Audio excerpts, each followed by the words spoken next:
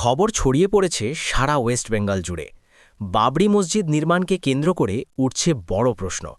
প্রচার অনুযায়ী বাবরি মসজিদের মোট আনুমানিক খরচ ধরা হয়েছে ৩০০ কোটি টাকা, কিন্তু মাত্র ৩ দিনের মধ্যেই ৫০০ কোটি টাকার বেশি অনুদান ওঠার দাবি সামনে এসেছে।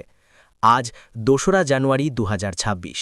তবুও এখনও পর্যন্ত নির্মাণ কাজ শুরু না হওয়ায় সাধারণ মানুষের মনে তৈরি হয়েছে ধোঁয়াশা। বাংলার মানুষ জানতে চাইছে, যদি প্রয়োজন ৩০০ কোটি, তাহলে অতিরিক্ত এই বিপুল অর্থ যাচ্ছে কোথায়? এর কোনো লিখিত হিসাব, ট্রাস্ট বা স্বচ্ছ ব্যাখ্যা কি প্রকাশ করা হয়েছে?